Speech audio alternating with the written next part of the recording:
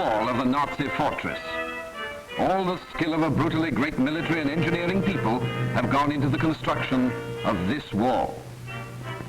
Today, boys from New York and London, from Seattle and Manchester, from Toronto and Montreal, from Marseille, Warsaw and Prague, from Narvik, and from thousands of other Allied homes are doing what Hitler and Napoleon dared not do: cross the waters of the English Channel and attack a fortified coast on the other side.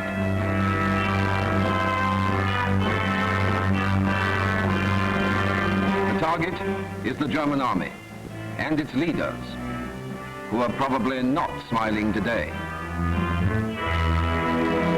In the hills of Persia last December, today's fighting on the coast of France was planned and put on the Allied calendar. In Britain, the dispossessed soldiery of Europe prepared for the voyage home. The Dutch, the Poles,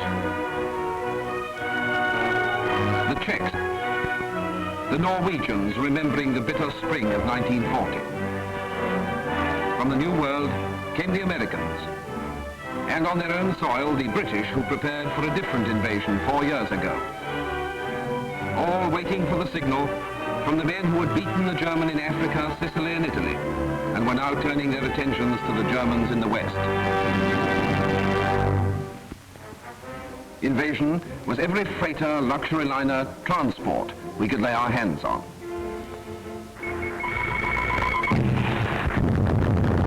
Invasion was the Navy and Coastal Command aircraft fighting their unending war with the Nazi submarine fleet over all the sea and air highways to Britain.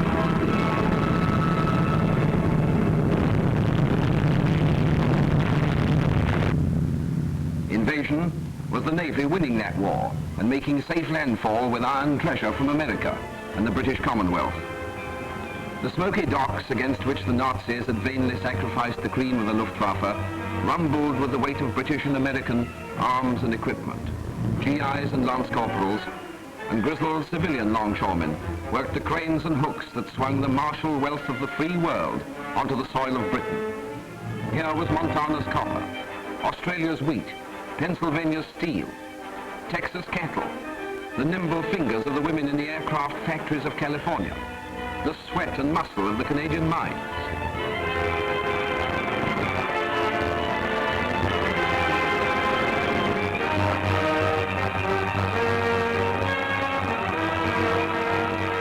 Here was the loaded and crated determination of the United Nations to come to a decision this year in Europe.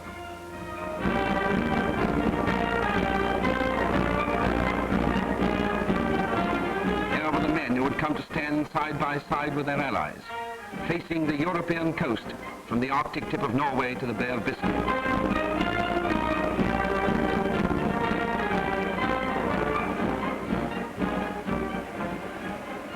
Day and night, the labor went on. At night, too, other guests prepared to visit Europe without invitation.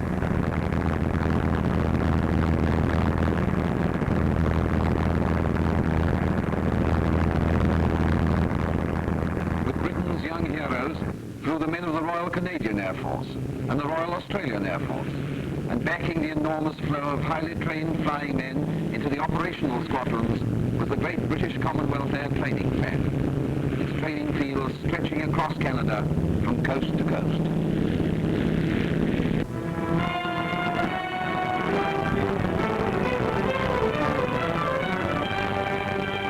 The RAF, Avengers of Warsaw, Rotterdam, Coventry, London, penetrated night after night through the dark weather over Europe to pound the strategic factories and concentration points of Hitler's empire.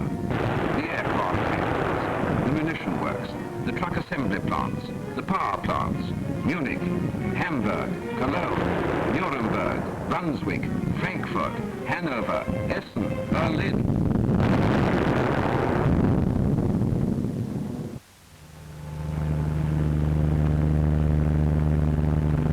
Along the bombed roads of Britain, the star, now worn not only by American but by all Allied vehicles, became as familiar as the advertisement for Bass's ale.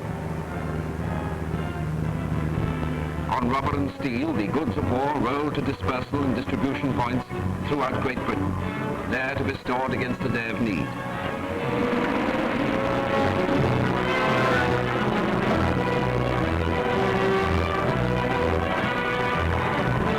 Countless man-hours, tremendous feats of energy and organization went into the job of supplying the greatest invasion force in history. From Allied factories flowed the weapons of freedom. The vast potential of the American industry was being realized and added to the output of Great Britain. Night and day, the vast business of assembly went on in preparation for the coming attack. And to carry all this, locomotives, freight cars for the railway lines of the continent.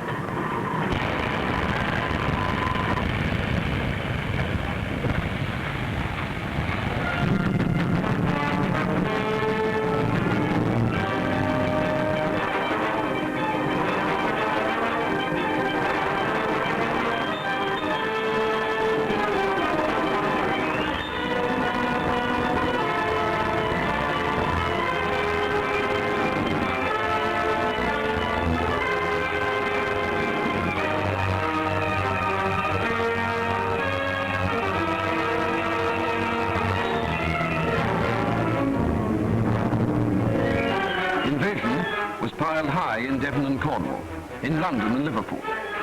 Invasion stretched its long lines of tanks and guns and vehicles down the rolling English roads.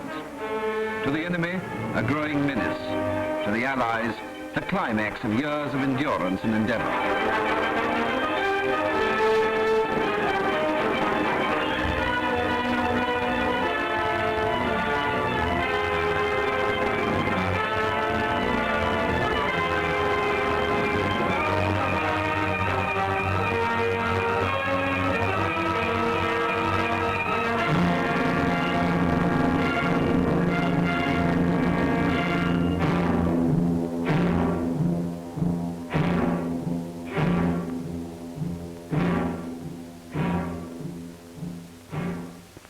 These great stores had to be protected from German air attack. Men of the Home Guard, women of the ATS and Americans stood to the guns.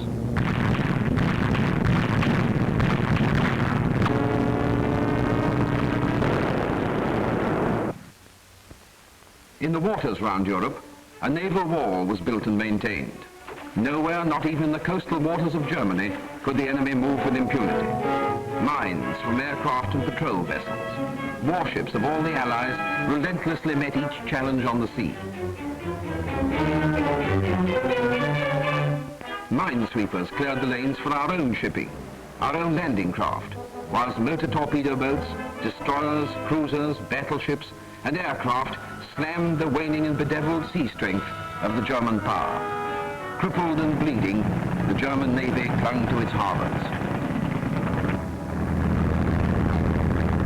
Every day was D-Day for the Air Force.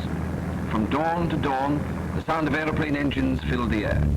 England, now a green and pleasant, unsinkable aircraft carrier, launched immense fleets of planes to scourge the enemy in Europe, blow down his factories, tear up his railroads, explode his ammunition dumps, fight his air force out of the sky, kill his troops wherever they were to be found.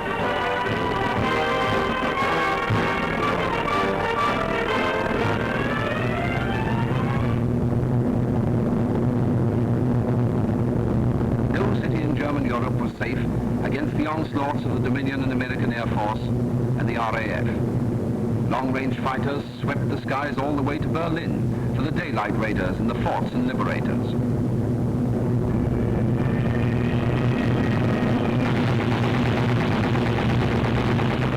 Highways to Germany were lined with flak, and the best pilots of the Luftwaffe still hurled themselves against the fire of the Ford's 50s and the Lightning's cannon.